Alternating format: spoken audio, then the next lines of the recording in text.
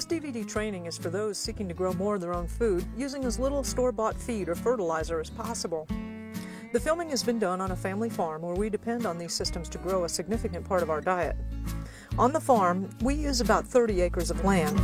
But that much area is really not necessary, and much of what we'll be showing you can be implemented in a large suburban backyard. We're a family of 2 adults and 2 children. We've built most of the infrastructure ourselves with some help from family and friends. The day-to-day work is done primarily by one person in approximately 2 to 4 hours per day. About 6 years ago, we became concerned there may be a collapse of the systems we normally depend on for our basic needs of food and water. We began the journey to become more self-reliant. Currently, we grow almost all of the meat and eggs we eat, a good portion of our vegetables, and some of the fruits. At this point, we are very close to having all the feed for our animals and all of the fertilizer for the plants be generated here on site. We do occasionally use commercial organic fertilizers, commercial feed, and technology because they're a helpful bridge. They're time-saving and convenient. We've made many mistakes. A lot of them came from a sense of panic and trying to get too much done too quickly. If you're concerned about living in difficult times, the things that we've learned here can help you. We're located in a rural community in central Texas. Growing food here is very challenging. The weather patterns contrast wildly from years with heavy rains, up to 60+ inches in a year, and such lush growth that we have difficulty finding the cows, to a recent situation where we were in drought with less than an inch of rain per month for 20 months. The summers here are typically hot and dry, with 10 to 30 days over 100 degrees Fahrenheit. Winters range from mild to bizarrely cold, such as in March of 1987 when it got down to 4 degrees Fahrenheit. Hail in April and May is common.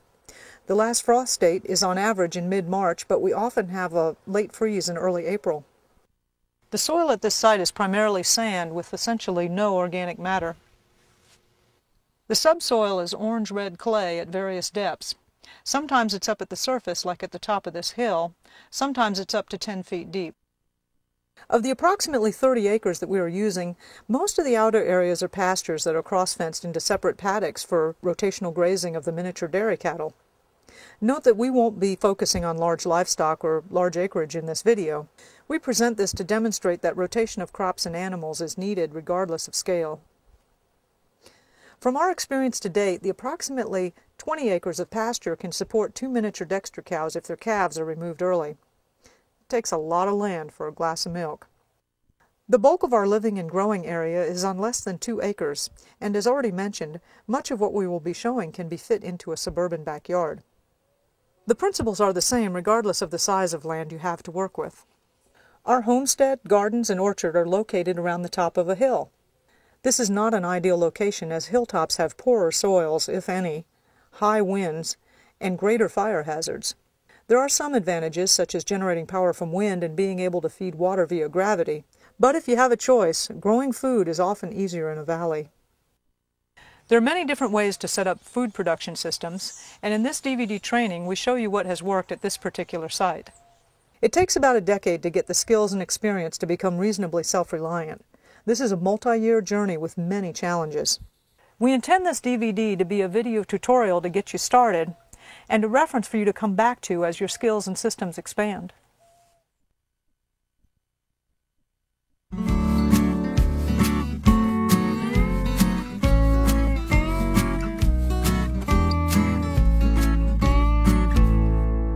Water is the most critical element in your backyard food production system.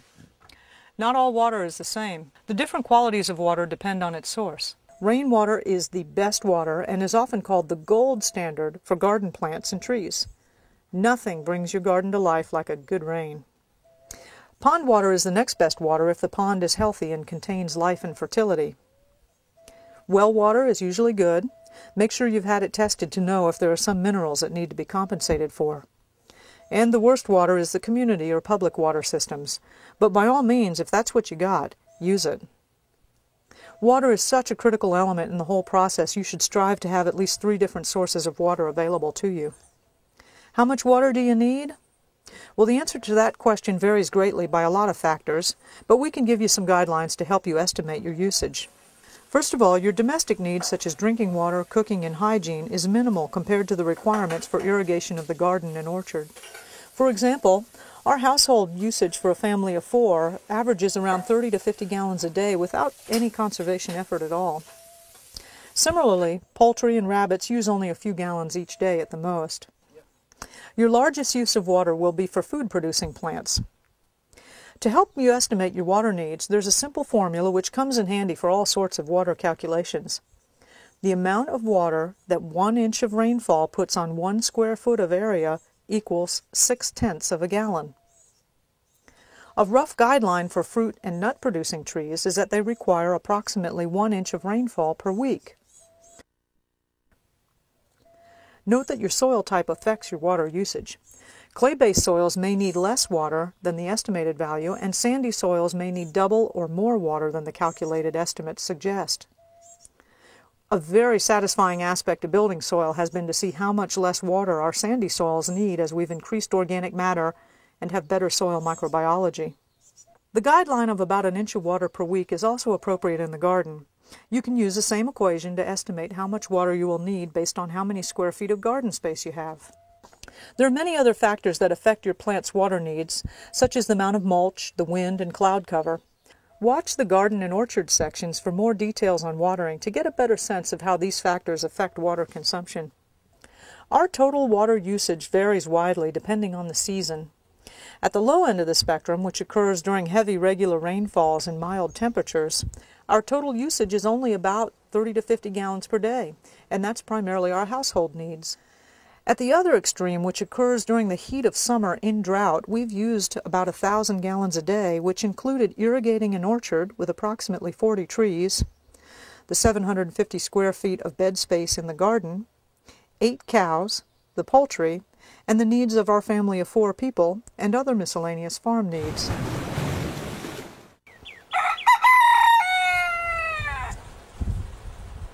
Water is so important, we're working to create collection systems off of every roof we have. We'll show you some of the systems we have. They range from being big and complex to being very simple. In the Documents section, we have included for your reference an excellent manual on how to build a rainwater collection system. It's written by the Texas Water Development Board, and we've found it very useful. Our biggest rainwater collection system collects water off the roof of this 2,400 square foot barn. To determine how much water you can collect from a roof, you use the same formula as before. The amount of water that 1 inch of rainfall puts on 1 square foot of area equals 6/10 of a gallon. Note that you only need to know the area the roof covers. The pitch or slope of the roof is not a factor.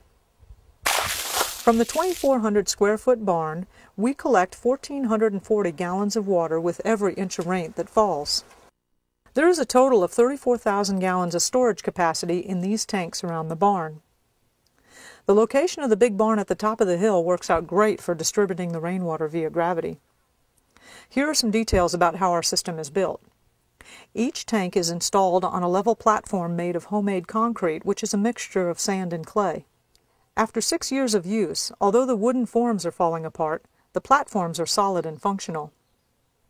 All of the tanks and platforms on both sides of the barn are within 1 inch of level of each other.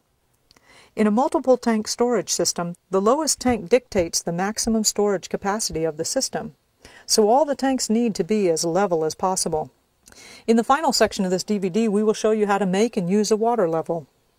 All of the tanks in the rainwater collection system are connected via an underground manifold. Having pipe underground prevents damage during freezes in winter. Each tank has a valve to connect or disconnect it from the main underground manifold. We chose to use poly tanks for several reasons. They are easier to install by us as individuals. They are very cost-effective in gallons of tank per dollar, and they have low maintenance needs, especially as compared to concrete tanks, which are prone to cracking. And they have a fairly long life. We do not know the exact lifetime of the tanks, but we've seen 20-year-old tanks still in use. We are experimenting with a Glidden primer that adheres well to the poly and will provide extra protection from sunlight, which should help the tank last longer. Here's how the system works. Rain falling onto the roof moves into the gutters. Note that the size of the gutter and the lengths of the gutters is carefully designed. This system is set up to handle a maximum of a 7-inch per hour rain event, which can occur here. Smaller gutters or longer gutter lengths will reduce the size of rain event the system can handle. The roof washers are pipes that fill up with the first water from the rooftop. The first water has the debris from the trees and the birds and etc. We regularly open the valves to release the dirty roof washer water. Notice that we paint our exposed PVC piping to protect it from sunlight, which will increase its usable lifetime. Note also that we have connected the drains from the kitchen sinks and our roof washers into a gray water system. Gray water is used water from sinks or showers. Black water is water that contains feces and/or urine. A gray water line is a perforated pipe wrapped in a cloth sock and buried in the ground. The gray water is piped over here to nurture a series of bushes and vines that we are encouraging to grow over the tanks to provide even more sheltering from the sun. The bushes are Ebengii versus Elaeagnus, which is a fairly common landscaping plant that is very useful. It fixes nitrogen and produces small edible berries. Note that we do not use heavily fruiting plants like grapes, as that would create a maintenance nightmare with heavy fruit drop in between the tanks. We intentionally have a row of tanks here to create a wall of water. We intend to create an arbor over the top of which will grow vines to create a cool microclimate for working in the summer. Pliny Fisk of the CMBP in East Austin, the Center for Maximum Building Potential, has an excellent demonstration of how comfortable a space like this can be, even in August. Rainwater collection can be much simpler than the big systems up at the barn, especially if you're using it primarily for livestock watering or small irrigation projects. Here is a simple gutter collecting water that goes into this barrel. The screen is for keeping out debris and mosquitoes. The water goes into a small bucket with a float valve for animal watering. We believe that float valves will be available for quite some time, as they are in the back of every toilet. Note that you really want your collection barrels to be opaque to light. If it was not originally some dark color, then paint it. White-colored barrels allow algae to grow and create extra work in cleaning. It seems like the white ones are always the ones that are more available, though. Here we have a small chicken pen that has its own rainwater collection system built in. Here is another simple collection system we just haven't gotten finished yet, and sometimes that last connection can be so hard. It became obvious to us in the middle of the second big drought that we could not live on rainwater collection systems alone. So we had a well drilled. It cost about $13,000 to get this hole, which is 476 feet deep. The pump is an additional cost. The knowledge that you can't live from a rainwater collection system alone was a hard lesson for us, both because of the expense and because it means a greater dependence on technology. Hindsight is 20/20 though, and if we were to do it again, we would have drilled the well first and only install 14,000 gallons of capacity in tanks. Tanks are still very much needed for storage of well water and collection of rainwater.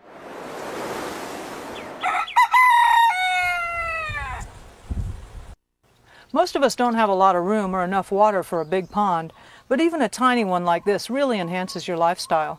And more importantly, it provides water to beneficial insects and birds. Note that when placing a pond, that ponds shaded by trees have less evaporation and stay fuller longer in these arid climates. If you are lucky enough to have a bigger pond, stocking a pond with catfish has by far been the easiest food source we've generated. The Texas Agricultural Extension Service has an excellent booklet on raising catfish in small ponds, which is in the DVD Documents section. Unfortunately, the water level in our pond varies significantly, from up to about a quarter acre in size in rainy years, down to almost nothing in drought. So this food source is not that reliable, but it is easy when it works. Aquaponics is a method of growing food in a series of barrels or small ponds where you use the excrement of the fish to fertilize plants, and then the plants to clean the waters for the fish. The folks who implement these systems claim some pretty high food production in a very small space. We haven't had a chance to develop any of these systems yet, but we feel it's worth investigating. We've included some introductory articles to get you started if you're interested.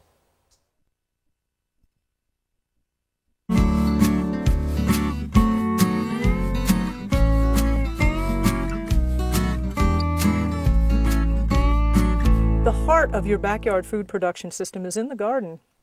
Let's start with where you want to put your garden if you have a choice.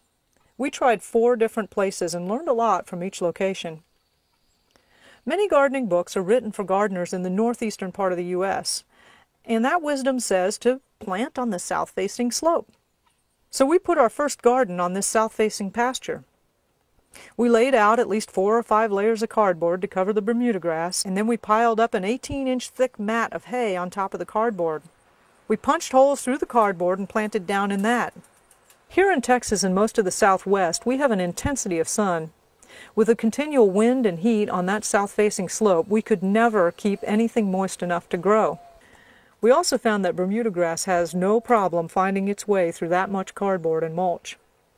Our next 2 garden sites were in the orchard area on the northeast slope, which was better in terms of the coolness and moisture. And the main lessons that we learned again were that Bermuda grass is a formidable challenge, and even a short walk of 150 to 250 feet was too far away. The garden has to be right by the house if it's going to be tended well. It's why they're often called kitchen gardens. Another consideration in locating your garden is the effects of shade or trees or structures surrounding your garden. These shadow maps drawn during the summer solstice are an easy and helpful tool you can use to get a sense of how much light an area gets.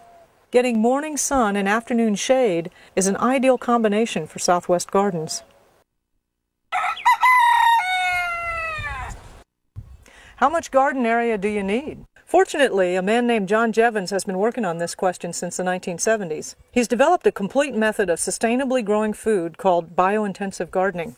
We keep coming back to this method as it's designed to provide a complete diet taking into consideration proteins, fats, carbohydrates, minerals, and vitamins that you need. The method is used throughout the world, and it assumes that you start out with little soil or money.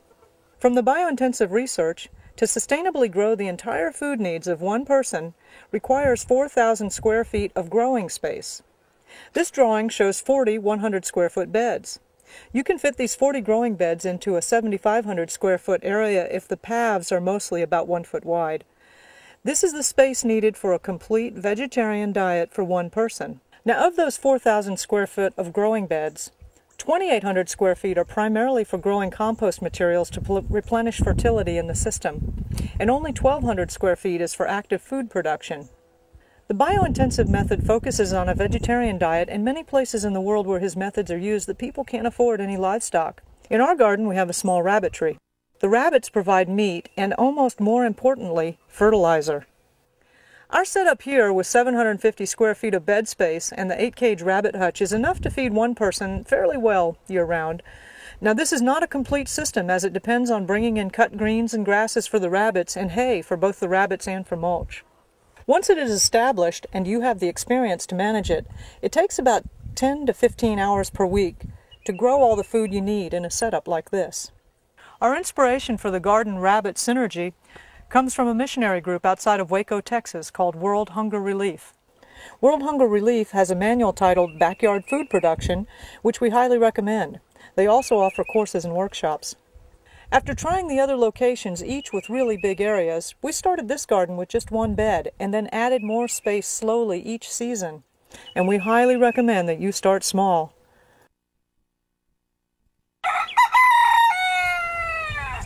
Jevons thoroughly describes the biointensive gardening method in the book, How to Grow More Vegetables Than You Ever Thought Possible in Less Space Than You Ever Imagined.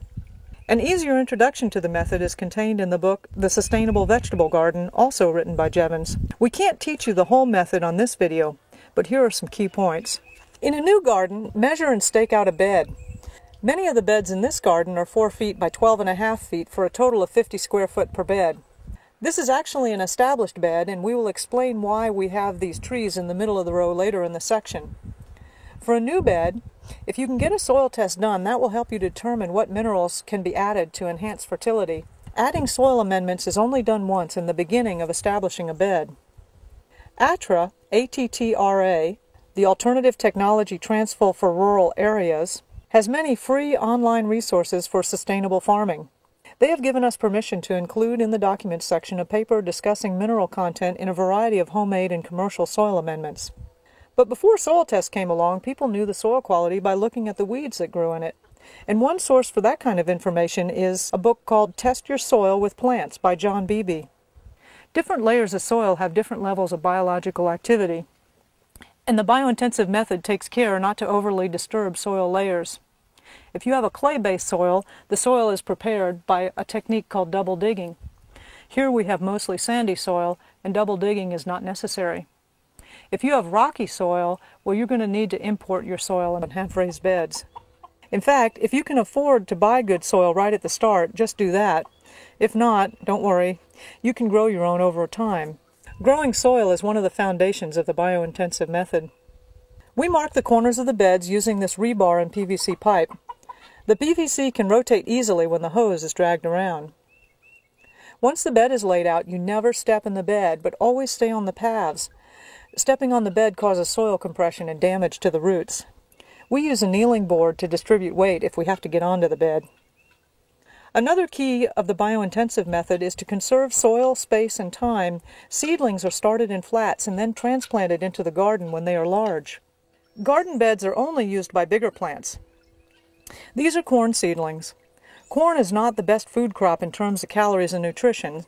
We grow it because the kids love it and it gets them involved in the garden. Growing so intensively means you need to replenish the fertility on a regular basis. Before each new planting, we add a specific amount of compost. In this case, 3 to 6 5-gallon buckets of compost to a 50-square-foot bed. Corn is a heavy feeder and needs a lot of fertility to produce well. Other plants like squash and turnips don't require much fertility, and the legumes like peas and beans add fertility to the soil. In the biointensive method, crops are planted in a hexagonal pattern at very specific distances, which maximize yield while minimizing the amount of soil needed. In a hexagonal pattern, you can fit in a lot more plants than conventional straight rows. There's much more to the biointensive research and the biointensive method. If you can't find a gardening teacher, don't worry. Take any gardening classes you can and hang out with neighbors who garden. Get the biointensive book and integrate as much as you can.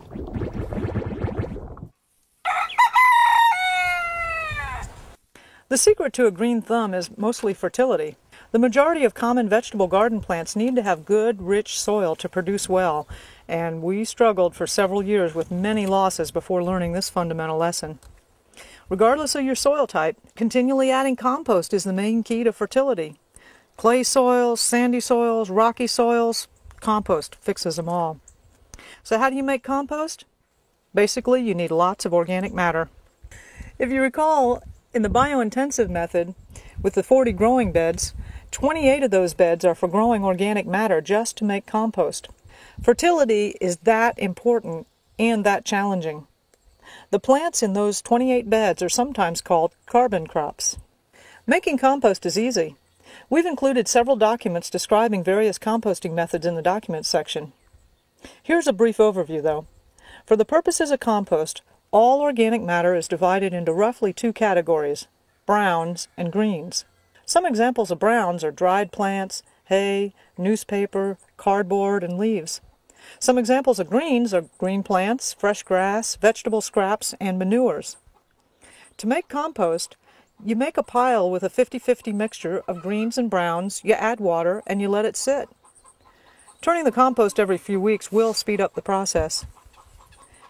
In a little while, nature will work a miracle, and you will have this rich black stuff that is so good for your plants. We have numerous compost piles. Our most high-quality compost is our worm bin. Worm castings make an excellent fertilizer. We use this compost for brewing compost teas and for inoculating special areas.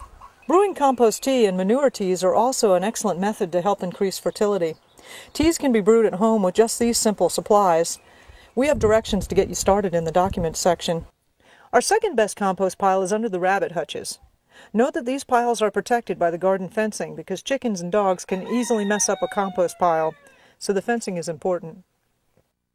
Now, chickens put out a lot of manure when they're roosting at night, and here is a very simple compost pile under this roost. So even though the birds are completely free range, we can still utilize their waste by simply developing a compost pile underneath where they choose to roost. Unfortunately, this happens to be on the top of our little shed. Note that the manure from pure herbivores like rabbits, cattle, or horses can be put directly on the garden. But manures from chickens and turkeys are too hot and need to be composted first. Actually, all manures will do better if they're composted with other things for a while, but we know how you can't wait sometimes. This is the classic way to do compost piles, using pallets to help generally keep the material confined, and yet it also lets airflow into the pile. Unfortunately, during drought conditions, we don't have enough organic matter to fully utilize this area. Also, don't forget your own waste as a source of fertility. Human urine is approximately 18% nitrogen in a highly plant-available form. The nitrogen content varies depending on your protein intake. To use urine, dilute it 10:1 and apply to leaves or root areas. We know several people who use primarily urine to feed their vibrant gardens. Carol Steinfeld has written a book called Liquid Gold. According to Carol, your urine has enough nitrogen to fertilize half to all of the plants needed to sustain you. The Humanure Handbook is the classic reference for composting human manure. Human feces can safely be composted and used in the garden or orchard. It takes about a year to fully compost out the pathogens, and yet there are a lot of other places in the world where they don't wait that long. Tom Watson developed the Watson Wick, which is a type of septic system designed to be able to safely use human waste to directly fertilize fruit and nut trees. If you need to redo your septic, or if you need to build a new one, this is an option to consider. We do another form of composting, which is very crude, in our garden with our footpaths that also helps with grass suppression. We line the paths with whatever organic matter we can find. Old junk mail, newspapers, old cotton or wool clothes, phone books, whatever. We cover it with hay and then water it in. Most inks are soy-based, and most glossy paper is clay-based. And if a little bit of plastic gets in there, well, it'll decompose eventually too.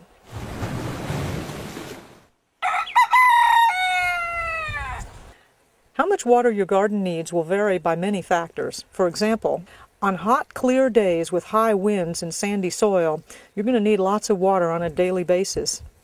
On cool, overcast, still days in clay soil, well, you won't need to water at all, probably for several days to a week. You'll also find that different parts of your garden have different needs. And even within a bed, there are variations. For example, the corners tend to be drier than other areas.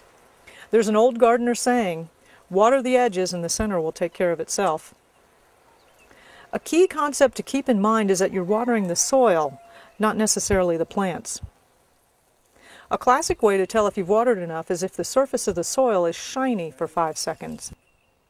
Since we use a lot of mulch to help conserve water and can't really use the shiny method, we feel the soil around the base of the plants about 2 inches deep to get a sense of the moisture level. We found that fully automating the watering system had us lose touch with the plants. So currently we water mostly by hand. And occasionally we water with a small sprinkler on a timer that we move around. We usually water in the early evening before sundown. If it's really hot, we water in the middle of the day to help cool off those struggling plants. Now the exception to that is sweet potatoes, which need some stressing to grow their tubers.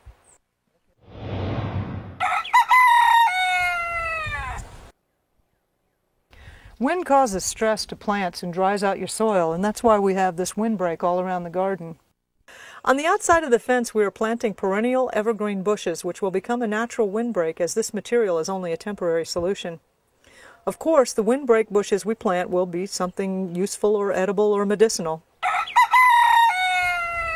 Getting the right amount of sunlight to your plants can be very challenging. Using the shadow maps we mentioned earlier is an easy way to check out just how much sun each part of your garden is getting. In most locations in the Southwest, in the summertime, a lot of plants do better with some shading from the intensity of sun. In our garden, we use these small, fast-growing trees down the middle of the rows to provide shade in the hottest months. The two trees we like to use the most are Leucaena and Moringa. Both of these trees are native to tropic climates and die back with the first freeze, which is typically mid-November here in central Texas.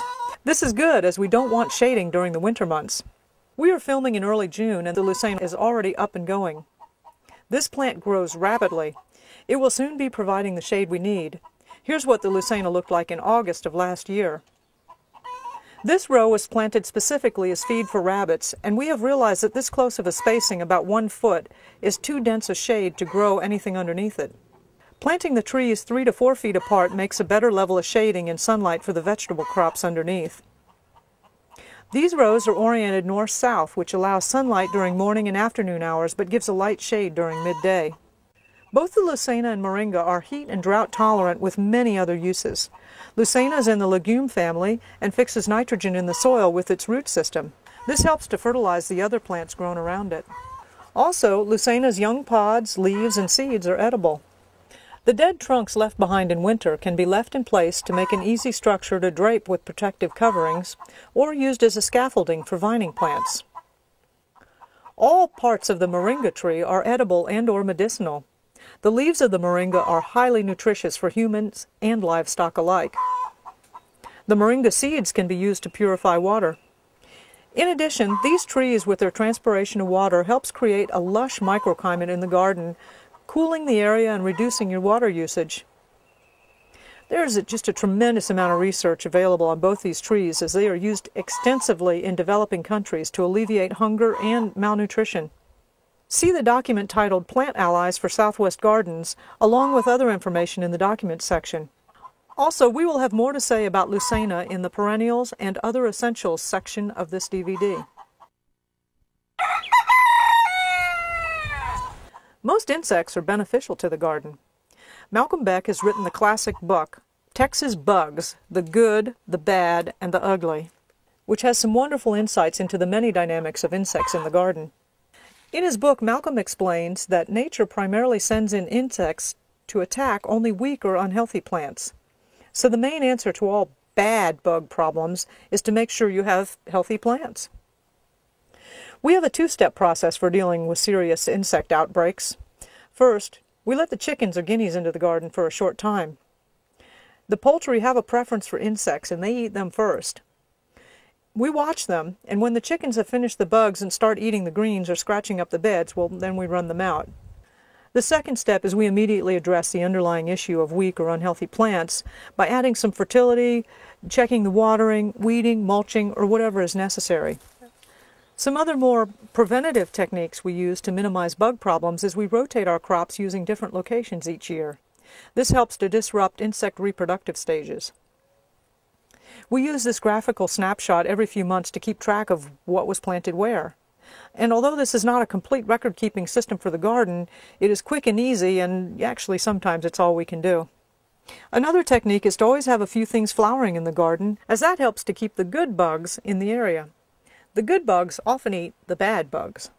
Sometimes those flowering plants are just simply weeds, sometimes they're old crops on the way to seeds, and sometimes they're intentionally planted.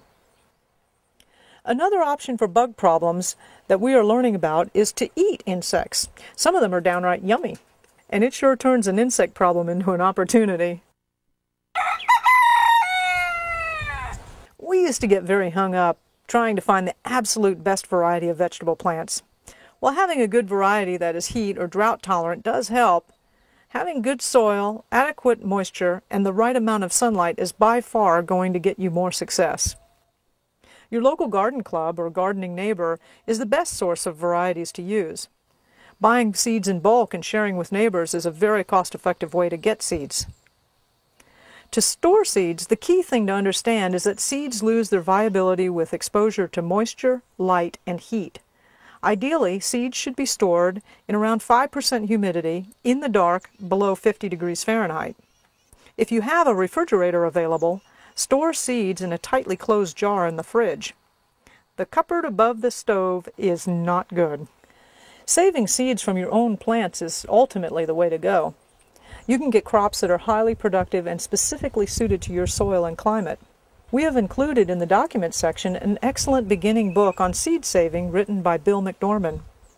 Start out with some of the easier seeds to save, such as beans, tomatoes, or okra.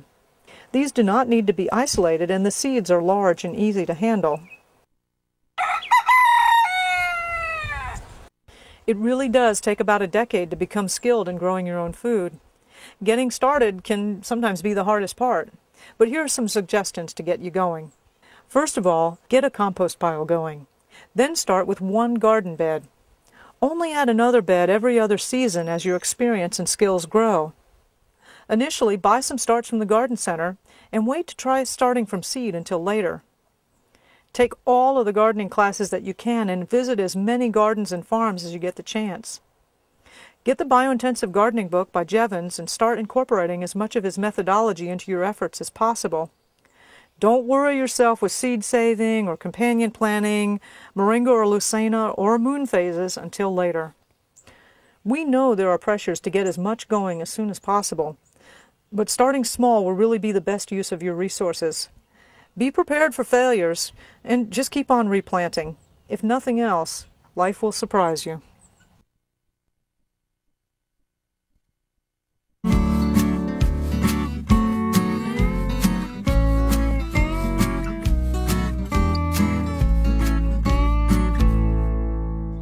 Rabbits are an easy food source to grow in a very small space.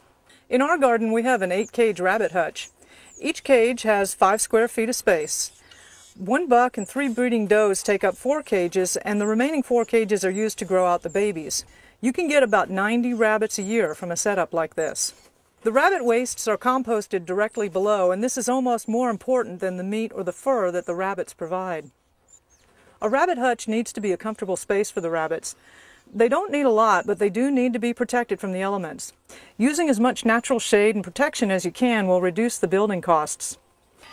This direction is east, and the rabbits get a lot of protection with shade in the morning from natural shade. There's a thick hedge on the north side which provides some break from the northern winds. But our setup here is not ideal. That direction is west, and often the afternoon sun comes in here and it's too bright. Even with this overhang, it's not long enough. We use these feed bin covers and this tarp to provide some extra shade. Our roof is made of scrap metal, and metal seems to magnify heat and cold, so we've put extra insulation under here. The tarp also serves as an extra roof insulation. Placing the rabbit hutches on this side of the garden would have been a better location because they would have gotten natural afternoon shade from these trees behind us. We would still need the same roof, insulation, and tarp, but it would help the rabbits to be more comfortable. We use cages made with 1/2 inch by 1 inch wire mesh. This close spacing is to prevent snakes from getting in, and it's also easier on the rabbits' feet and prevents what's known as sore hocks. We regularly stuff hay into the rabbits' cages, not only for them to eat and chew on, but also for them to burrow into on cold nights.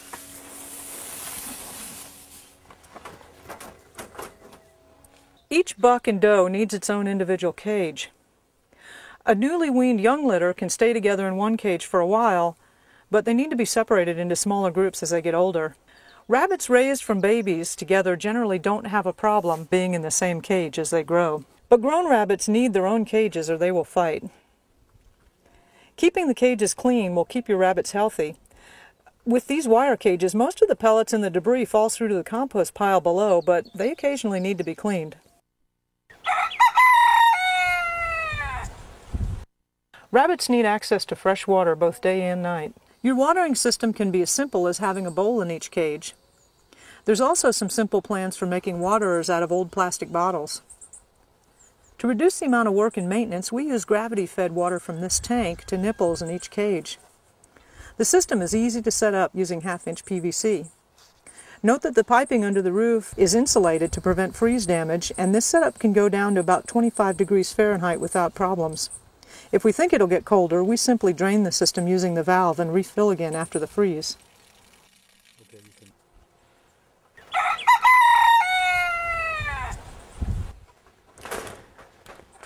Rabbits are herbivores that eat greens that mostly don't compete with human needs.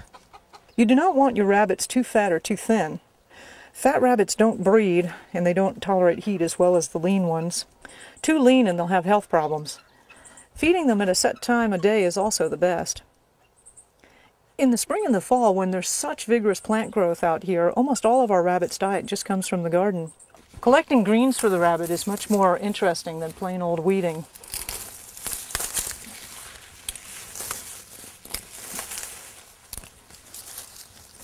A rough guideline is to give the rabbits about as much as they can eat for one full-grown rabbit in an hour.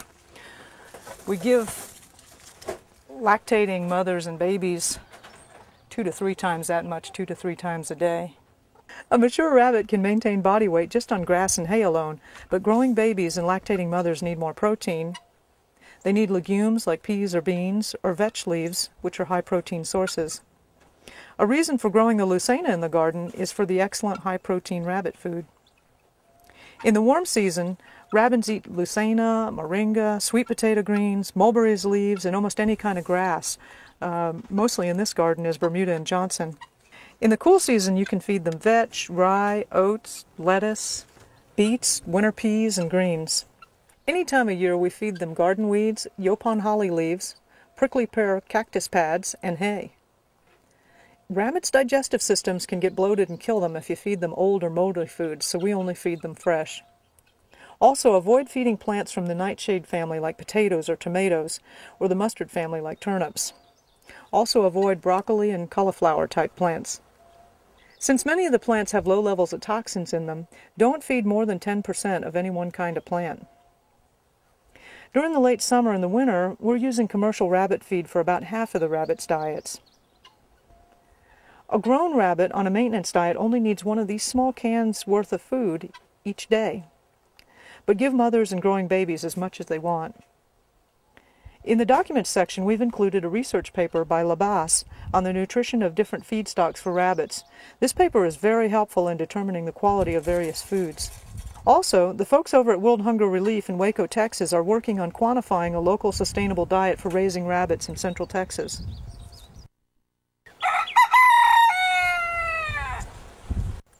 The most common breeds of rabbit for meat are the New Zealand White and the California. But don't worry too much about breeds in the beginning. Just get almost any kind of common and inexpensive rabbit to start, preferably grown and near breeding age. The reality is that with almost any new livestock you get, some will die for some reason or another because of your lack of experience. But do your best and don't get discouraged. We started out with some inexpensive mixed breed rabbits, which we've liked because we could tell them apart from their coat colorings. It took several years of raising rabbits before we started to look at what to select for in a rabbit and the details of the breeds.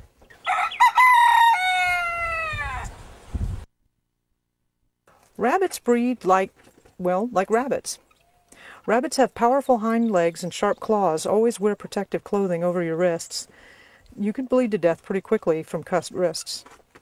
We keep an old sweatshirt on a nail here just for this purpose. When breeding, always take the doe to the buck.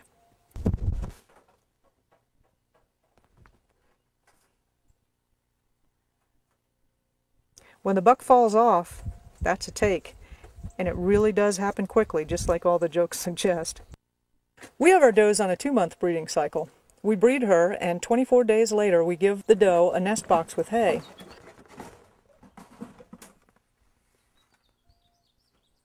Before putting it in the cage, we clean out the debris and let it sit in the sun for a few hours to sanitize. The doe will start to pull fur and make a nest. Within 28 to 32 days, she'll kindle a litter of 6 to 8 babies. We check the nest daily to see if the mother has kindled. Don't worry if the mothers don't look like they're doing much or they're not very involved with their babies. Mother rabbits don't do a lot of cuddling or pampering. We limit our involvement with the young at this time, although we do check the nest to remove any that may have died. After touching the babies, we always touch the mother's nose so that she has our scent on her and won't reject the nest. Rabbits are amazing in that you could breed the doe again immediately after birth, but that is too harsh on the mother's body. We've also found that if you breed her on too long of a schedule, she has a harder time getting fertilized. The does do seem to be more fertile and receptive while they are still nursing their young. So we breed her again in the 4th or 5th week after giving birth, and we wean the babies in the 5th or 6th week. We can get 4 and sometimes 5 litters a year from a doe. They have a very hard time with fertility in the heat of the summer. This setup with 1 buck and 3 does yields approximately 90 rabbits per year, or almost 2 rabbits per week. In the documents section, we have an article about raising rabbits in the backyard, which is a good complement to this video. The author of the article, Dr. Lukfer, is also co-author of one of the best overall books about rabbits titled Rabbit Production. Don't forget your local 4-H club, which is open to adults as well as youngsters.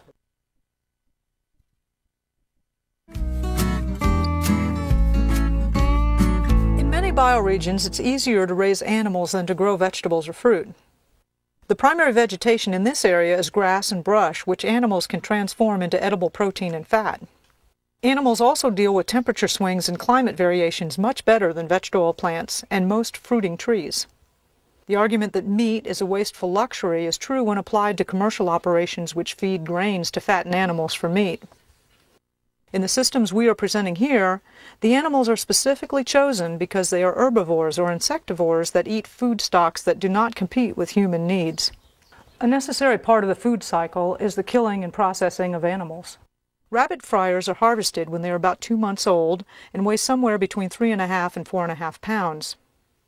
The carcass will dress out at about 50 to 60% of live weight, and about 75% of the carcass is edible.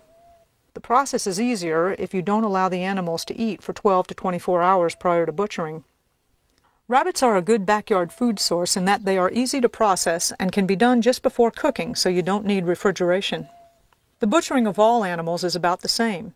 Deer, goats, raccoons, chickens, all are similar with only a few minor variations, and all of them can be done with a simple pocket knife. Using hooks set up on a board or hangers for larger animals does make the job easier. Most people use other tools like tin snips to cut off feet and specialty cutting tools, and these do help save time. We will demonstrate here with just a knife so that you can see that it can be done without anything more complex. Any knife will do. The sharper, the better. We prefer high-carbon steel blades as they can be easily sharpened manually. A good knife doesn't have to be very expensive. The Swedish Mora knives are only about $15 at this time. The downside is that they do tend to rust and they need to be sharpened frequently.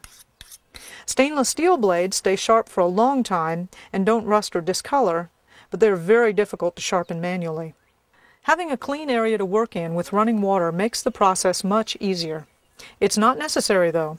Many hunters completely field dress deer in the woods with only a pocket knife and a bit of rope. Please understand that this is not a commercial kitchen and these methods are only for meat you intend to eat at home. I'm not particularly good at this and I really don't enjoy it. Professionals working in rabbit processing plants can completely process a rabbit in less than 90 seconds. It still takes me about 20 minutes. Fasting for a day or two before the butchering helps for the first time you try this. Hunger gets you in touch with the reasons why you're doing it. My intention is always to make the kill as quick and as painless as possible. Animals rarely die right away, and there usually are a few moments of spasm in the bodies.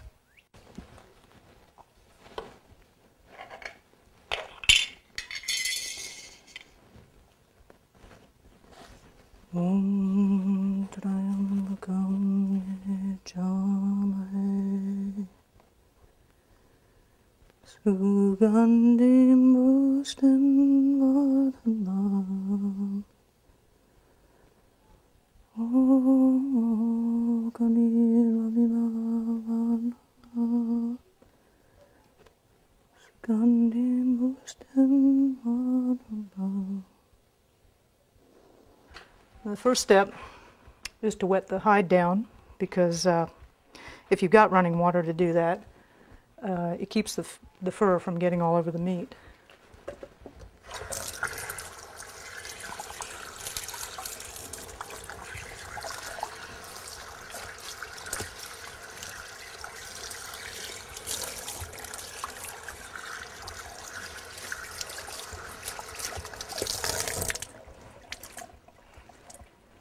Some people cut the heads off at this point and bleed them for a little longer. It's a bit cleaner to just start skinning, and I prefer to do it this way. Let's get that out of here.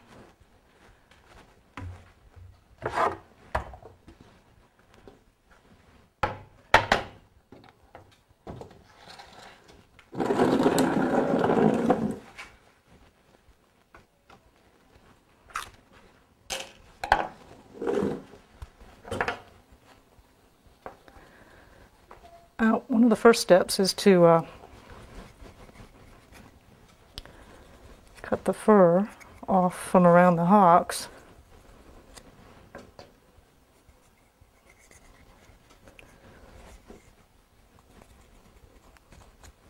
Cutting fur will really dull a knife edge, so once there's an opening, get your knife in under it and skin from underneath.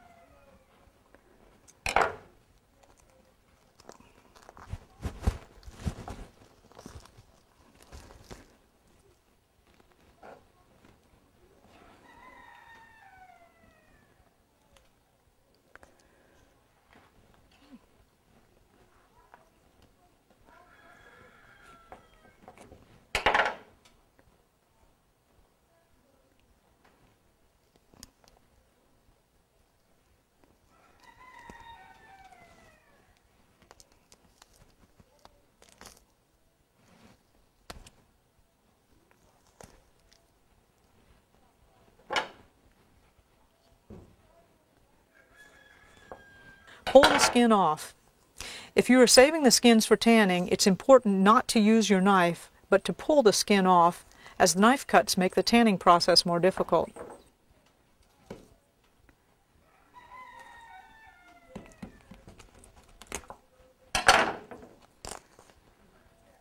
Just pull the fur off.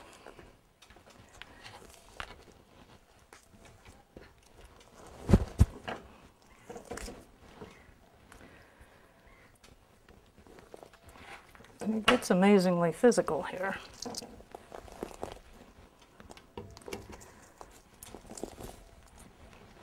But the rabbit comes right out.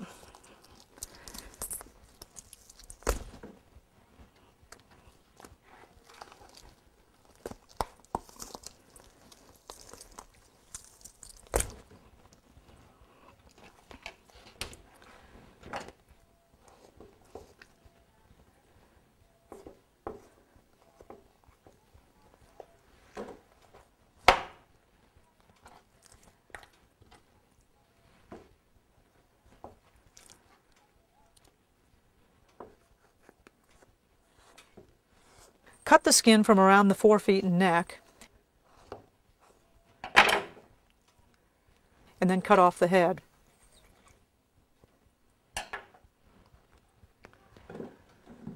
Cut the tendons and then snap the feet off. It's easy if you just cut that joint.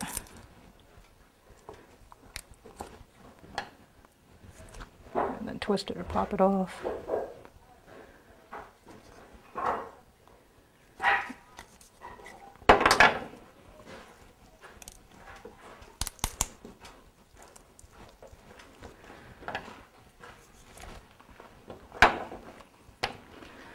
Now, since you've already broken the neck, the head will come off real easily. I'll just go ahead and put these parts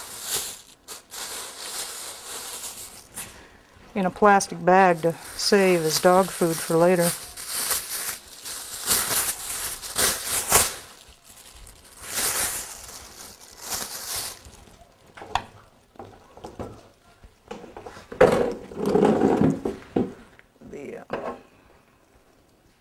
The hocks are similar to the front. You just break that tendon and then, oops.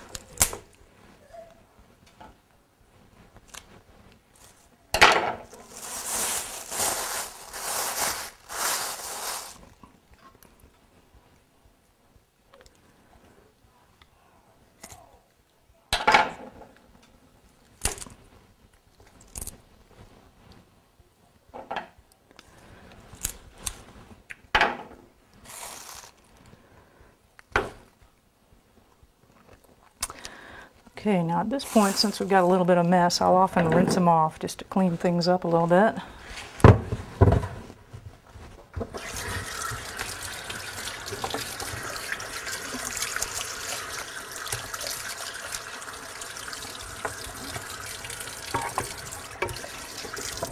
This one got a little bloody on me. They usually aren't that bad.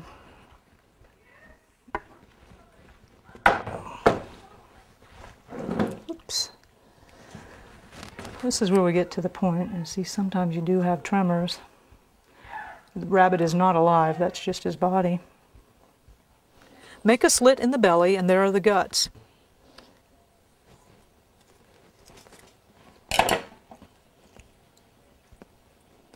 Examine the organs as best you can. Each time you'll learn a little more of what a healthy rabbit looks like. Having a reference book to check helps a lot. I use the rabbit production book mentioned earlier. So here's the big colon. See, he hadn't eaten for a while, so there's not much in the colon, which is what I did. I didn't let him eat for like 12 hours beforehand, and there's not much in the rectum, although you can see some pellets. Now here is the liver. Generally, the first organ to learn is the liver, checking to see there's no abnormal color, inflammation, or scarring, or any worms or discoloration. And this guy looks pretty healthy. It's a pretty nice looking liver there. Some people eat the organs, especially the liver, heart, and kidneys. Native peoples ate the intestines. A lot of people do. And they just pull right out. There's really nothing to it. Put them on a plate.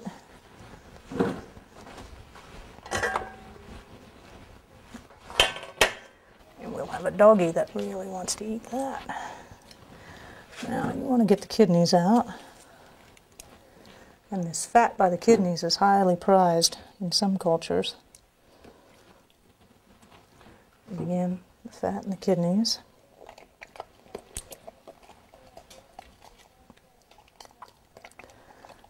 You can just pull, cut out some of this tougher membrane. But you've got your lungs here, and I must have already pulled the heart out already. Just your lungs. And we are, basically done. I'm just going to clean this meat up a little bit, and also maybe I'd cut out the tail and the anus. I might just cut out some of these other lower pieces because they're not something we're really going to eat. A lot of people don't eat the skirt either. We often cook it just to make it into stew meat. Go rinse this guy off.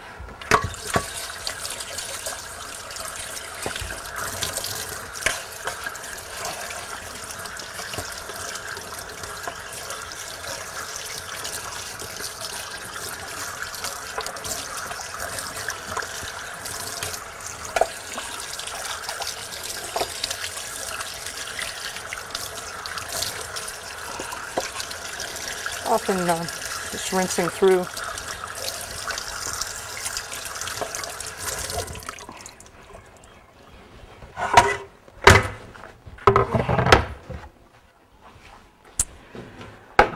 Okay.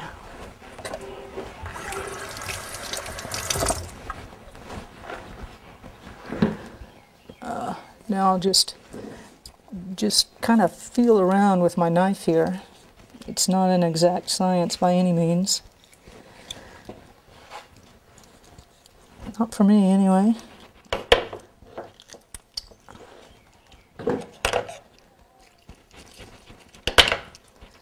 After rinsing the meat, I usually quarter the carcass for easier handling.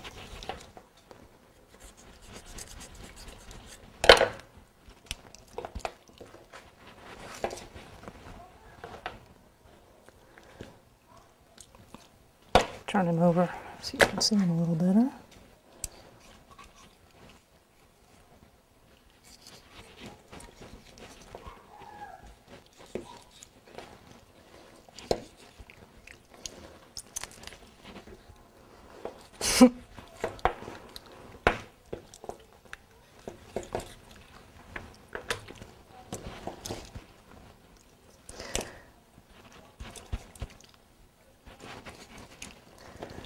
Often just cut the back just to make it easier to get it all in a package.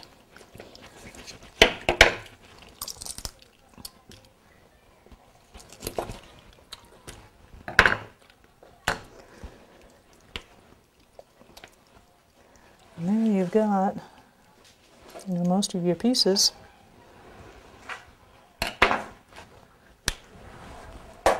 That's if he's going in a freezer. The good thing about rabbit, though, is you don't need to refrigerate them. They come in family-sized packets. They grow a lot of rabbit in third world countries for families. It's a good protein source.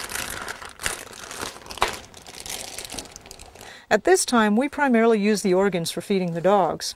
We also feed the dogs the heads, the feet, and sometimes the skin. After stewing an old rabbit, we give the dogs the bones, and in this way we often get 3 or 4 meals for the dogs out of one rabbit.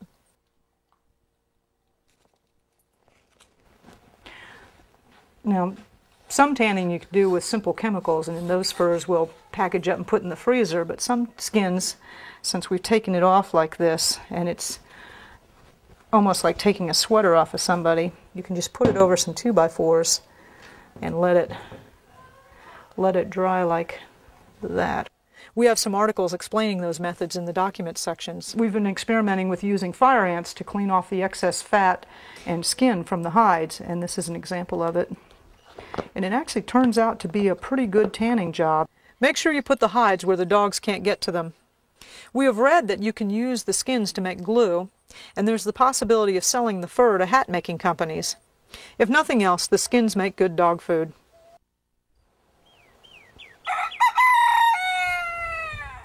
Other than rabbits, you are most likely to butcher an old hen or extra rooster.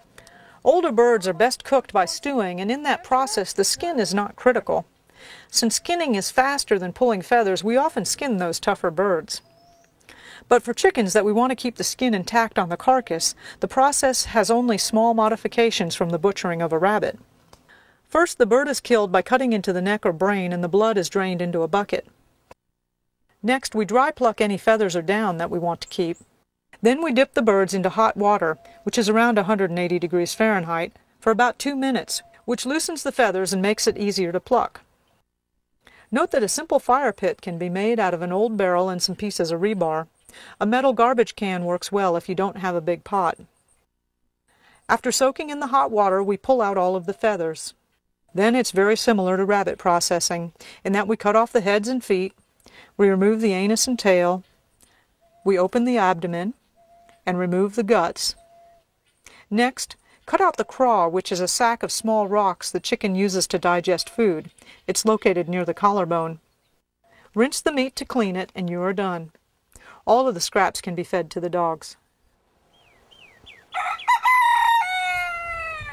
When butchering other animals like goats or raccoon, there are small glands that you really want to remove.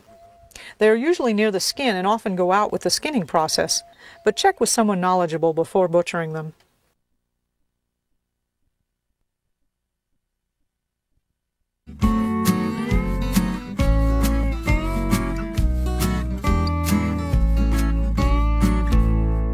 Having chickens in your yard is a real delight, and chickens are a valuable part of your food production system. There are many different ways to keep chickens. Our criteria of using little or no commercially bought feed and doing as little work as possible shape the system that we've developed. We have a small flock of free-range poultry primarily for egg production. We found that raising chickens for meat was impractical, as a flock of 50 to 80 chickens is needed if you're going to eat one a week. Even with several acres, that is a large flock to feed, and you will have to buy commercial feed if you have that many. For us, we found that 10 hens and 2 roosters is ideal. In a suburban backyard, 2 or 3 laying hens would be good. Most hens will lay an egg a day except for when the weather is extreme and during their molting season. Hens will lay eggs just fine without roosters, but if you have room for one, the roosters really do care for and protect the hens. By the way, it's a total myth that roosters crow at the crack of dawn. Some of them will crow all night. You can do us and everyone else a big favor by eating those 2 a.m. crowers. The breeds of chickens are broadly divided into meat production, egg layers, and dual purpose. We only have egg layers or dual purpose breeds, as we use rabbits for meat production. The most common breeds are Rhode Island Reds and Barred Rocks. These are the classic yard chickens, and they do great as dual purpose birds. We are currently focusing on the Brown Leghorn, which is an egg-laying breed with a reputation for good production on forage alone. They also handle heat very well. Many older Texans recall the Brown Leghorns as the only breed in their yard when they were children. Don't go crazy worrying too much about specific breeds in the beginning. As with the rabbits, your first job is figuring out how to keep them alive. There's so much to learn, and there are so many other creatures that like to eat chicken. The reality for many beginners is that there will be losses. It often seems cheaper to buy chicks and raise them yourself. You can buy day-old chicks from the local feed stores, or you can have them mailed to you from hatcheries. Baby chicks are quite fragile and need specific warmth, water, and feed. Expect losses if you haven't been through the process before. And actually, you can expect losses even if you have been through the process before. It takes about 4 to 6 months for a chick to grow into a hen and start laying. She can lay for 3 years or more. Buying grown laying hens is the easiest way to get started, and if you only need 2 or 3 for your backyard, that's the best way to go. The trouble of raising chicks is definitely not worth it for a small number of chickens. If you keep chickens penned up all of the time, you will need to provide them with their entire diet, which is about 4 to 6 ounces per day of high-quality grain for laying hens. Joel Salatin, a well-known pasture-based poultry farmer, states that large flocks of chickens allowed to forage on rotating pastures will require approximately 3/4 of the grain needed for penned chickens. So you get a little bit of savings on the amount of feed you need. Pastured turkeys need approximately half of the grain needed for penned turkeys. We have found a small flock of up to a dozen chickens running free range on our upper acreage lay a good amount of eggs without any supplemental feed during typical weather patterns. In a large suburban backyard, 2 or 3 laying hens could work out well without needing any feed and only a little bit of food scraps every now and then. If we use commercial feed, we throw it out under the trees, and the chickens will come out here and scratch and weed for us. They will not be able to do a complete weeding job, but they do help. There are lots of other creative ways to get feed for your chickens right from your own land. In warm months, we often use traps to collect large quantities of high-protein bugs to feed the chickens. A pan of water under almost any light at night catches a good amount of bugs. This time we've caught mostly June bugs, which the chickens love. If you come across any old putrid meat like roadkill, put it in a bucket with a loose lid or some holes drilled in it, and feed the ensuing maggots to the chickens. It works, although the stench is a bit hard to deal with. We are planting trees like mulberries and hackberries as a low-maintenance and easy source of food for the chickens. One supplement we have not been able to figure out how to get for the chickens here on farm is calcium, which they need for their eggshells. We currently provide them crushed oyster shell, which we just leave at the base of a tree for them. They have free access to it whenever they want.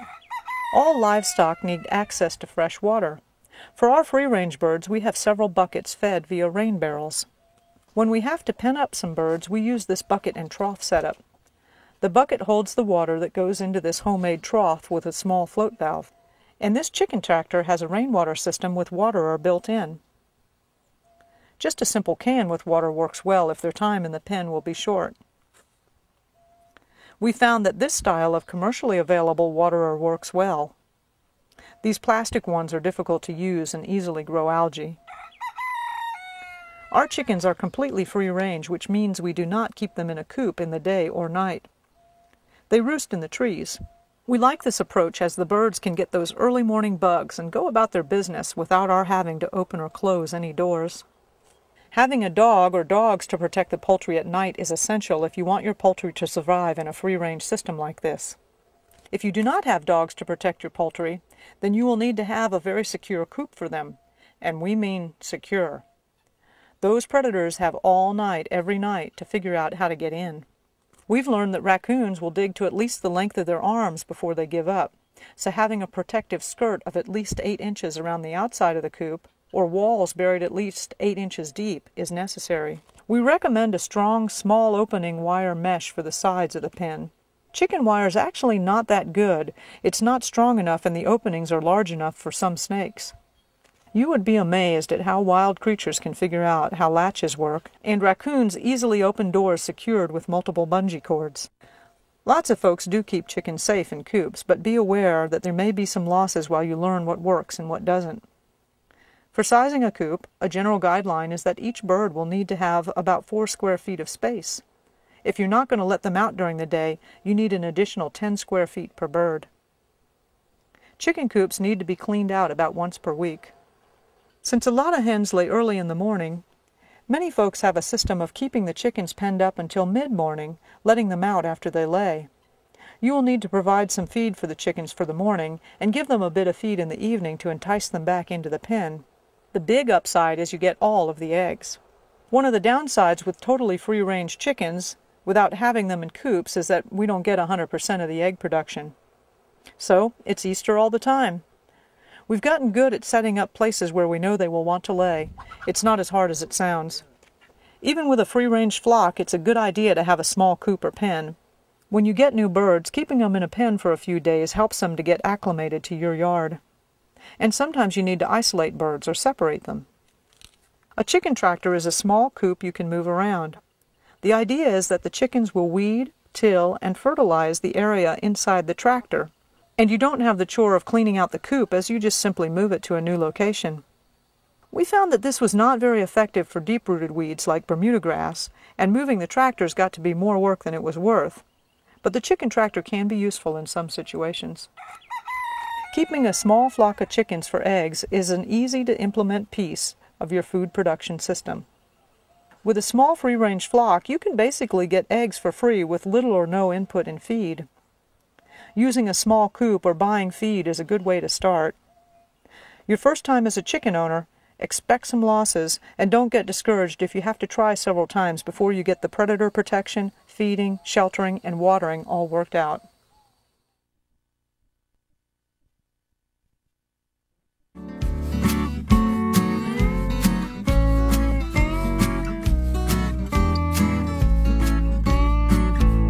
We found that dogs are a critical part of our food production system. We went through heavy losses in plants and livestock before we finally got the dogs. Come on, girls. Come on, Farm Dog 5 Spot. Let's go. Come on. Even in a suburban backyard, a medium small dog would be an asset. You may not realize all the predators your neighborhood has. We tried everything to keep the poultry alive or the deer out of the orchard without the dogs, and I mean we tried everything. Dogs are a much simpler solution, and they do a lot of other useful work. These dogs are outside working dogs. Their main job is during dusk, dawn, and night. It is a natural thing for dogs to chase off predators like deer, foxes, squirrels, and raccoons, and some dogs bark at hawks and overhead predators. These dogs are not pets, and it does take time to work with them to teach them what they should and shouldn't be doing. We've seen a lot of farmers and gardeners just dump a dog out there expecting it to know what to do, and later getting angry when the dog goes to eating chickens, tearing up garbage bags, or doing something undesirable. These dogs have other jobs than predator patrol. We are currently training Farm Dog to pull a cart. Dogs also can do herding. Another important part they fulfill in the system is eating meat and bone food scraps. Unused meat products attract fire ants and other predators. If the dogs didn't eat it, those items would have to be carried a good distance away each day. Dog-human partnerships can be far more productive than most people realize. We had very little experience training animals prior to getting our dogs, and we're certainly not professional dog trainers. But here's the information we started with and suggestions we've followed that have worked for us. A good dog can have an understanding of vocabulary similar to a 3- or 4-year-old human. Having an expectation that your dog is intelligent and wants to please is the foundation for developing a good working relationship. Start communicating with your dog using simple words or specific whistles. Keep in mind that learning anything new requires many repetitions. Reinforce desired behavior with either treats or praise. Let your dog know you are unhappy with a low, growling tone of voice. Remember to hold an expectation the dog will learn and wants to do a good job. It is a good idea to regularly do some leash work. If you have a bigger area, walking around your boundaries lets the dogs know what they are to protect. We don't mess with that, do we? Those are goose eggs, huh?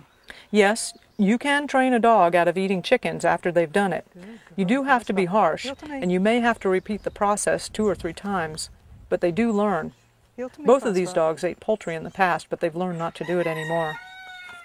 Our dogs are fed from butchering scraps, table scraps, eggs, and what they can hunt. We rarely buy dog food. Yes, you can feed your dogs the raw butchering scraps from the animals they are to protect. Dogs understand property rights. Feeding the dogs at random times keeps them more attentive to us and their work. When we had the dogs on the set schedule, they got lazy and irresponsive, only showing any interest at set meal times. We've also found that overfeeding them made them fat and lazy. They usually get fed once a day, typically in the mornings, as we want them to be a bit hungry at night while they are working. We also give little treats at other random times. Please be aware that dogs enjoy eating human feces, and it's a huge risk for disease. So if you're using outhouses, latrines, or human manure composting, make sure the dogs cannot get access to the feces. We have the dog houses near where the poultry sleep. We feed the dogs in that area, and water is available there. When they are reprimanded, Farm Dog 5 Spot, go home. This is where they go for time out.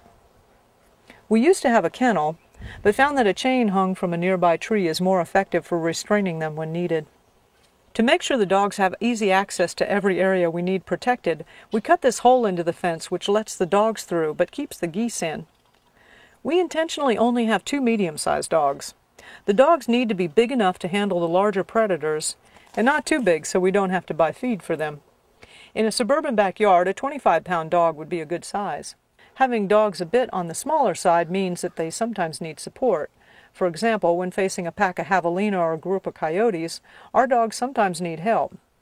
Their barking lets us know, and our human presence often scares off the predators. Yes, that means we get up in the middle of the night to protect things sometimes. On occasion, the dogs have treed a raccoon or cornered an armadillo, and this is an opportunity to get meat either for you or for the dogs. These dogs are half Pyrenees and part Heeler and other mix.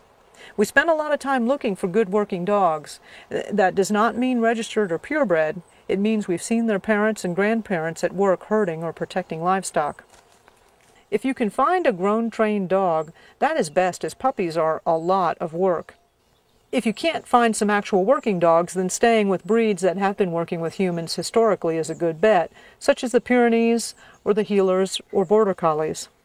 Good dogs are invaluable partners. Our food production system is highly dependent upon them. They do take time and effort to train and work with, but it's well worth the effort.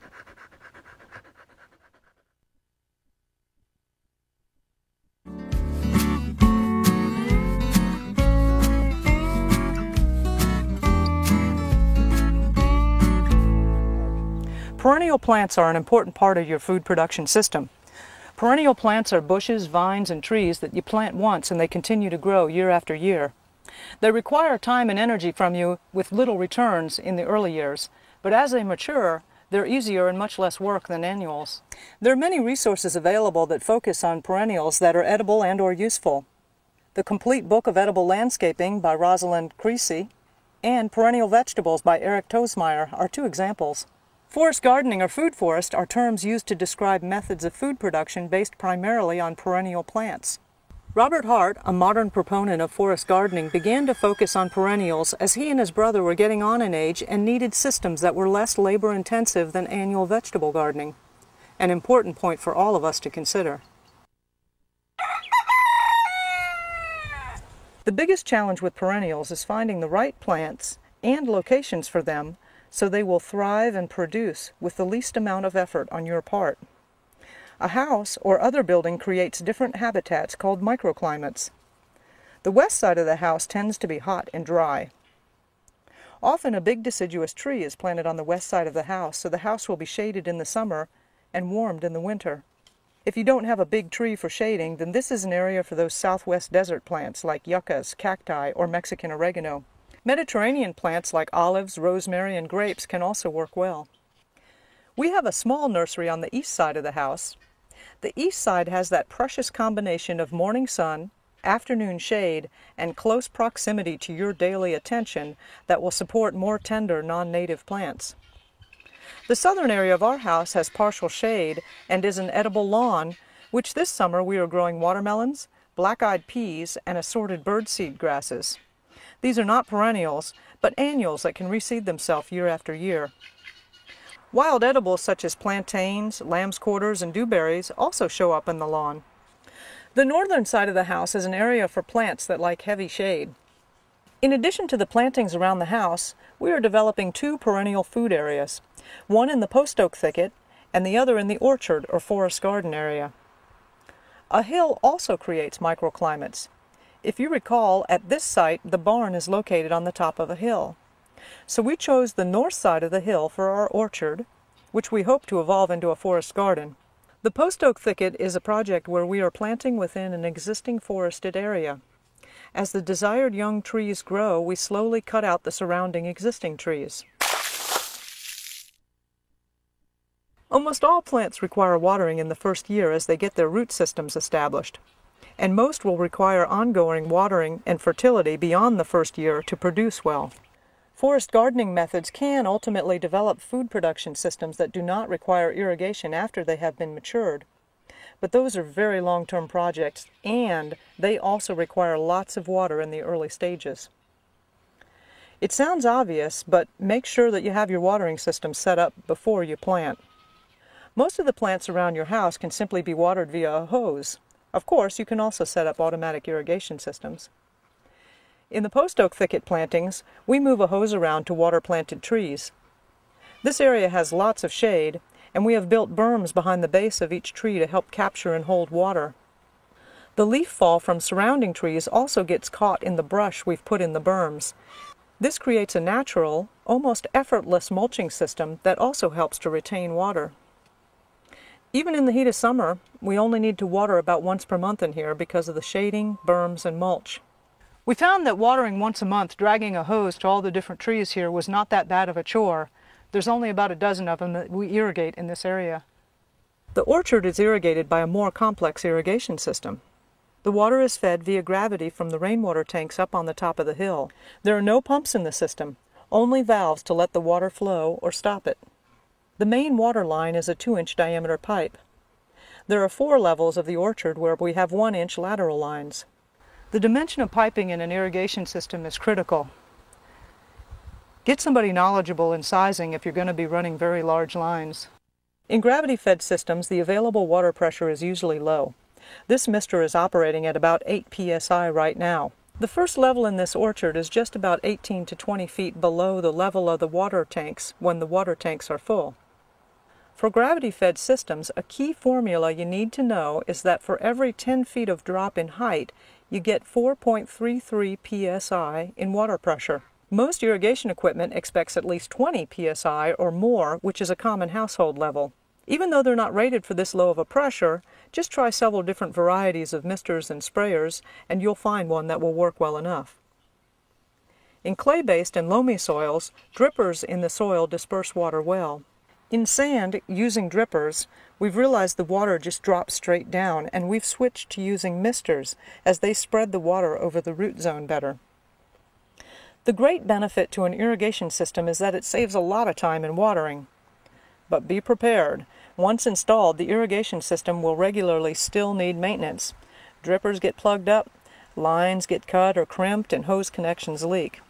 There are other methods to help retain water on your land. The 4 levels of the orchard are laid out to follow land contours, and the footpaths also travel along the irrigation lines on contour. As we walk on the paths on each level, the ground tends to get compacted on the paths. This hardens the ground along the levels, and this compaction tends to slow water down as it passes through the area. In other systems, people dig ditches on contour called swales that catch water, and it's a very effective technique. How much water do you need? As we discussed in the section on water, a general guideline is that most fruit and nut trees need at least an inch of rain a week.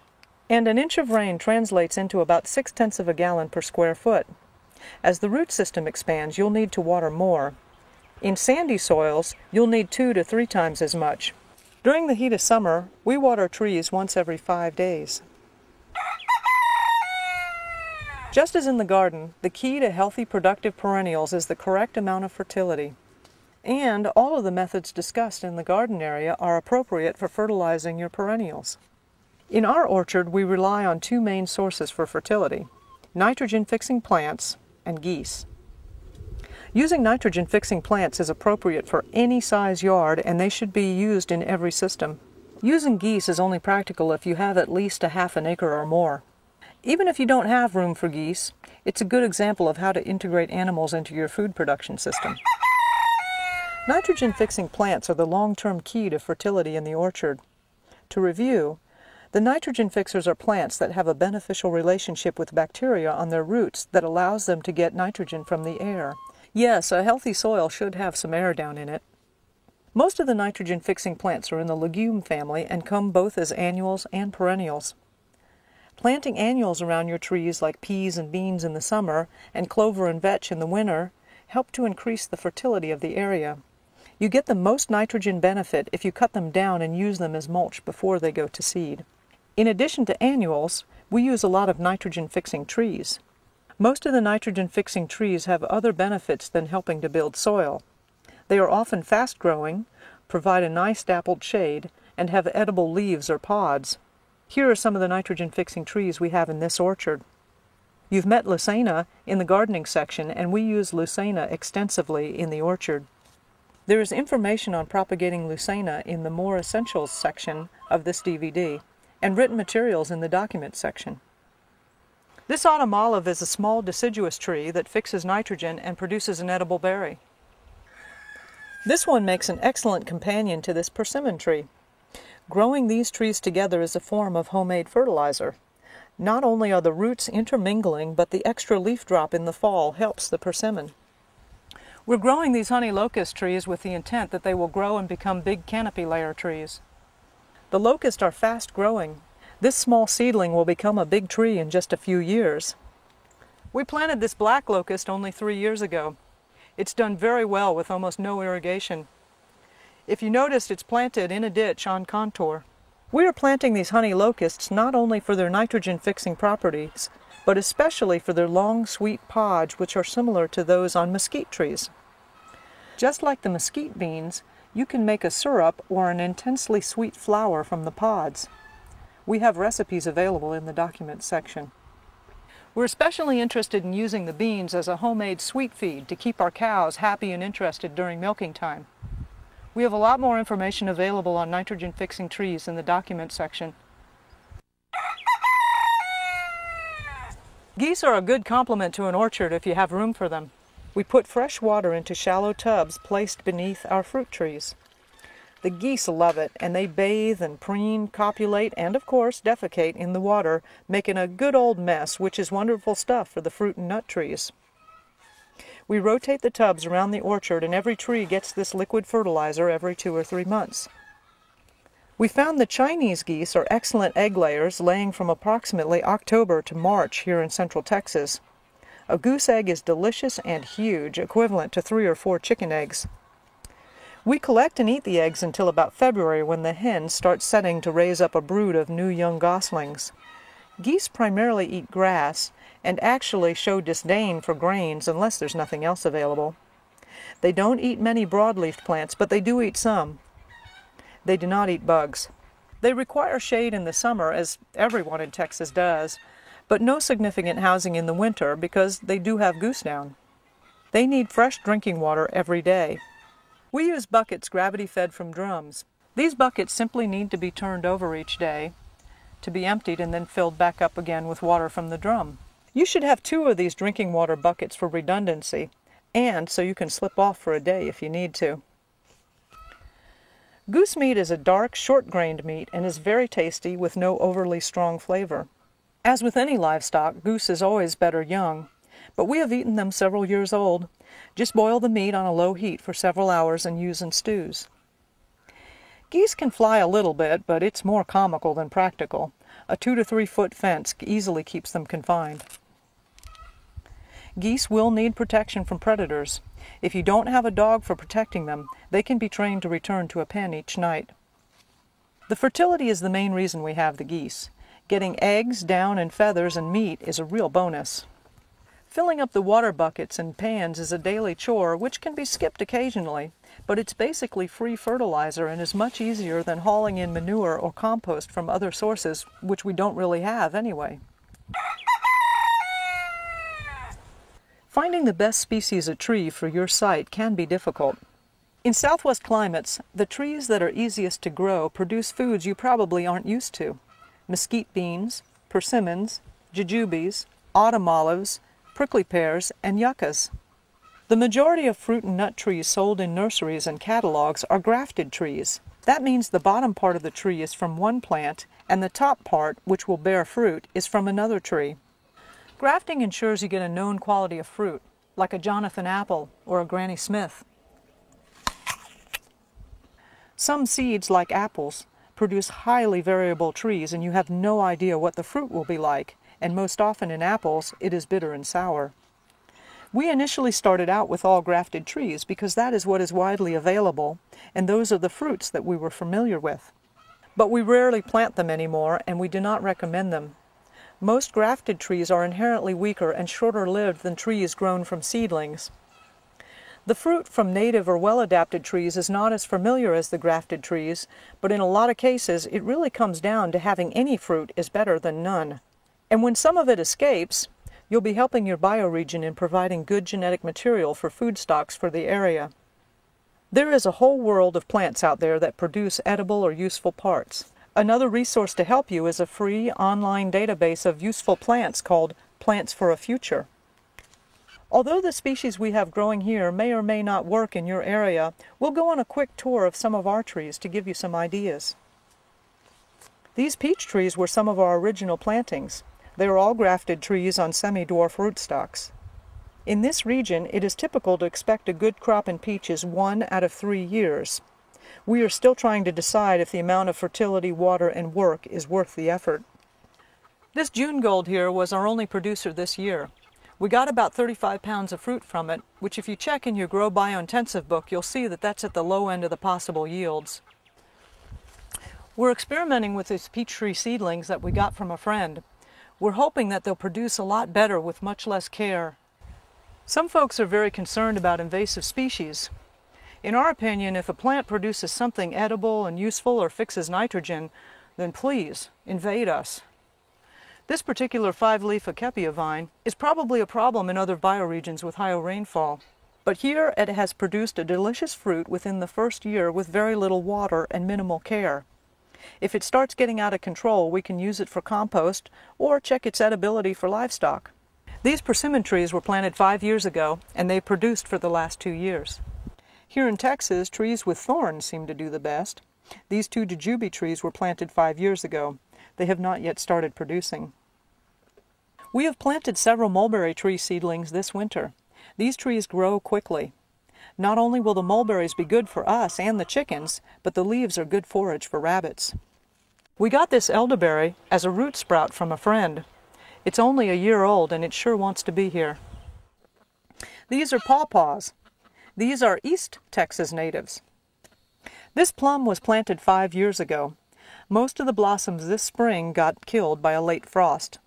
This is a grafted tree. In the future, we will be planting some of the good native plum trees that are hardier and more productive. Acorn meal is delicious and makes great pancakes. We are tending these oak trees just for the acorn crop. For more information on how to use acorns in recipes, see the documents section. The best time for planting most trees in this region is in the fall.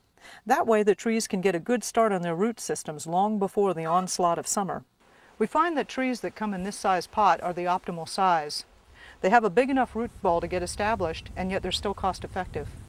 Bare root trees seem to transplant just fine, but since most of them are grafted trees, we don't use them anymore. We have had losses as high as 90% of the trees planted at a time. Some of this was our own ignorance, and part is because this is a very difficult region to grow in. The good news is that as trees get older, they get stronger and are easier to maintain. Hopefully your losses won't be that high, but be prepared to have failures. Even native and well-adapted trees are going to need care for the first years to get established. When trees are young, they must be weeded, especially from grass. Some weeds bother trees and some weeds don't.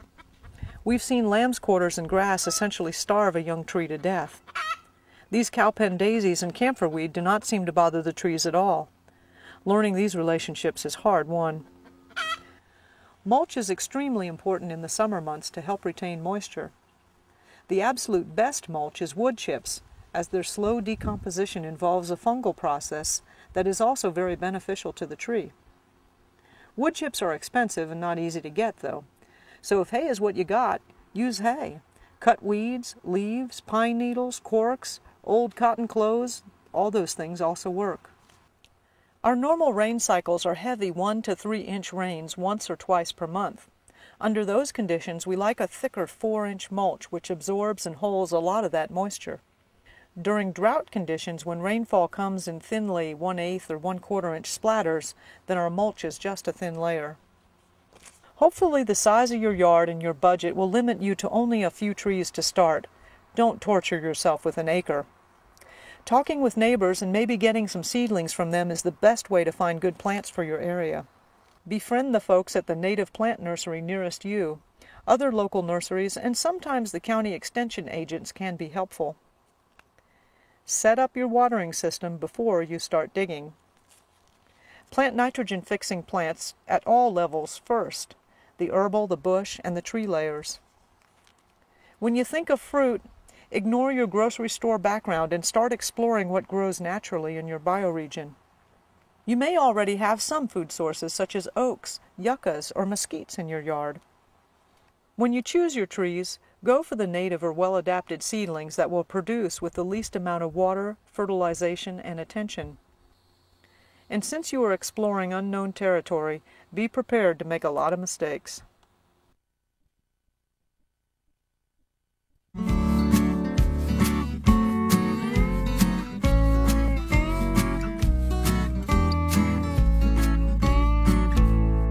A very important distinction the biointensive method teaches is thinking in terms of crops that provide calories, crops that provide nutrition, and crops grown primarily for making compost.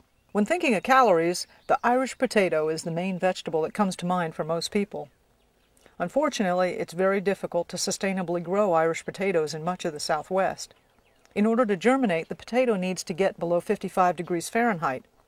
The seed potatoes for this bed were shipped to us from Idaho back in February. We just harvested them in early June. We will be storing them through the summer in a cooled room using air conditioning. Without the transportation and refrigeration that cheap energy provides, potatoes are not a viable crop for this region. An alternative to the Irish potato is the sweet potato. The sweet potato is as efficient in caloric production and space requirements. It grows during the hot season and can be stored easily in our climate through the fall and winter. Amazingly enough, the sweet potato does well in less than fertile soils, and it needs to have stress to grow big tubers. There are varieties that are less sweet and more like Irish potatoes. Other high-calorie crops that are good in this climate and are space efficient are peanuts and sunflower seeds. One of the challenges with sunflower seeds is in processing them. We have included an article in the documents section on how to dehull sunflower seeds using a grain mill. There is also some good information on oilseed pressing. While grains are good sources of calories, they require larger area and more fertility to grow, and the processing of these is real work on a homestead scale. Grains are currently a big part of the American diet because they lend themselves to mechanization, and historically, grains were grown using vast amounts of slave labor. At the time of this video, grains are still very cheap and they do make excellent supplies for backup food. But if you plan on growing them for yourself, be prepared for lots of work. This food dehydrator is a design from Appalachian State University. Air enters through here at the bottom, and as it heats up via this window, it moves upward through these racks out the top. The heat inside is surprisingly uniform among the levels of trays. We have found this to work excellently and have it full throughout the summer and fall harvesting times. Detailed plans for this particular model are available from Home Power magazine. There are simpler ways to accomplish the same thing. We have a less expensive design provided to us via J.R. Whipple in the documents section. The main principle to keep in mind is that the nutritional content in food goes down with exposure to sunlight. Some of the herbicides used in commercial hay fields can kill your garden plants right after the first rain if you use the hay as mulch. The herbicides also pass through the intestinal tracts of animals, so they can show up in manures like horse, cattle, and rabbits fed the sprayed hay. There is a fairly simple home test which we do if we luck into some manure or hay but are not sure of the source. The principle is that legumes are very sensitive to herbicides. So grow a small flat of almost any kind of pea or bean. Take a bucket and fill it about halfway with the suspected material. In this case, we're testing some hay. You can do the same thing with horse manure, cow manure, or whatever you have. Add a lot of water to it and make it very soupy. Stir it every few hours or when you think of it. The stirring helps aerate it. After about a day or so, strain off some of the water from the soup mixture and use it to water the beans. If they live, the hay is okay. If they die, better not use it. Looks like this flat's okay.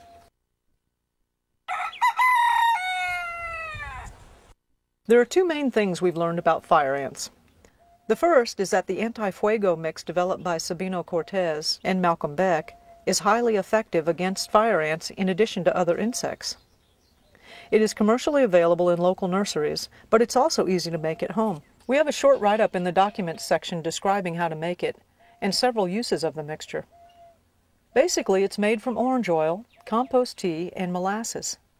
The principle is that the orange oil dissolves the exoskeleton of insects. The compost tea provides microorganisms that further destroy the insect, and the molasses feeds the microorganisms. A homemade orange oil is made by simmering the rinds of citrus and skimming off the top layer of oil. A molasses-type syrup is made from mesquite or honey locust beans.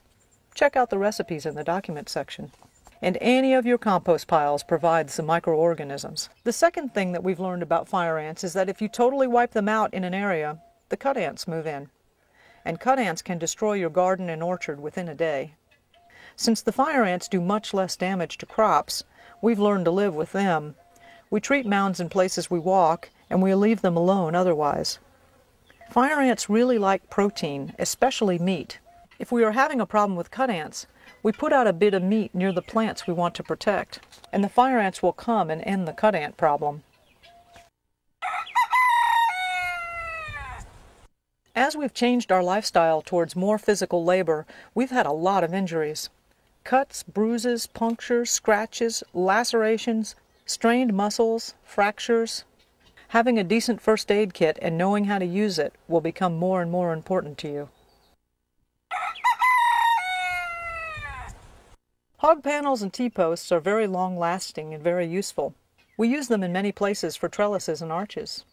Going vertical increases your effective garden space. We found that plants don't like clinging to raw metal any more than you would, too hot in the summer and too cold in the winter. If we hadn't cleaned up the old vining debris from last season, we wouldn't need this plastic mesh for the plants to grow on. But the thought of a video camera suddenly got us busy. Here is a really quick gate. This is a great time to let you know that there's no such thing as temporary. We hung up this gate temporarily about 3 years ago. It uses fencing nails for hinges, and it's still working great after all this time. We've mentioned contours and level in the orchard and water sections. This simple setup with clear tubing, yardsticks, and stakes is how we determine water level over larger distances. Here are both stakes with the bottom of the stakes at ground level and even. Note that we put in food coloring so the levels would show up better on camera.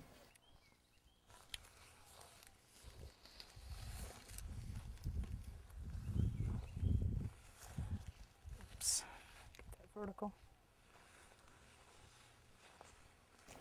Here the stake on the right is at lower elevation.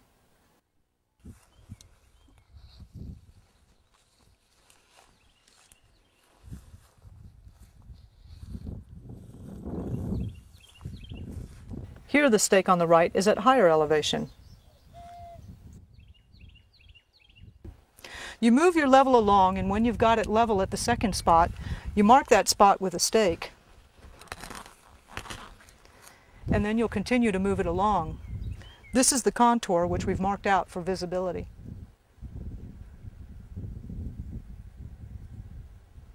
You can stew an old hen or cook up a big pot of beans with just a few handfuls of twigs for fuel. We do not need to destroy what little remains of our forest just for cooking. A rocket stove is highly efficient at transferring heat and is made from just a few old cans. Once you've got the chicken or beans to boiling, then wrap it up in anything that insulates it and put it in an old cooler or hay box. Take the pot out in an hour or two and reheat. It won't boil over or burn in this system, and it's a great way to cook foods that need long, slow heat. A lot of research and design for the rocket stove has been done by the Approvecho Institute. Some simple plans to get you started on making a rocket stove are located in the documents section. Eric McBay was kind enough to let us include his booklet with lots of useful information titled In the Wake.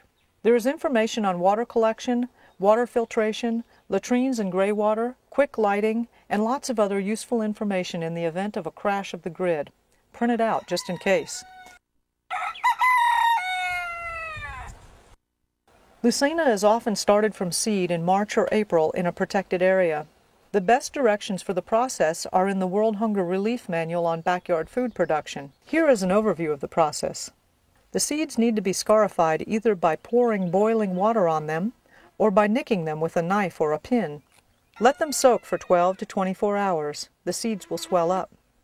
Inoculate them with nitrogen-fixing bacteria if you can get it. Plant them an inch deep in the best and richest soil you can make. We often put 5 or 6 seeds in a pot as the germination rate is usually low. These sprouted after about 10 days. They grow pretty quickly. Transplant them out when they are between 6 to 12 inches tall, which should be in about a month or two from seeding. Dig a wide and deep hole. Double dig the bottom of the hole if you have a heavy clay soil. Add at least a gallon of compost to the hole. Add at least a gallon of herbivore manure to the hole. And add a few tablespoons of lime to the hole. This should be done even if your soil is alkaline. If your soil is really acidic, add more lime. Mix the old soil and added ingredients.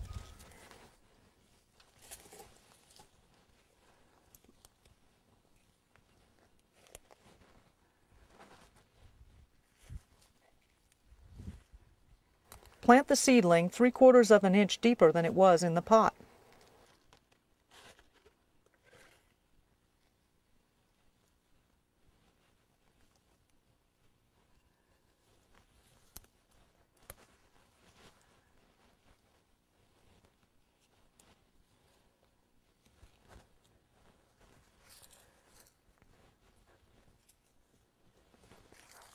Water in well and water weekly.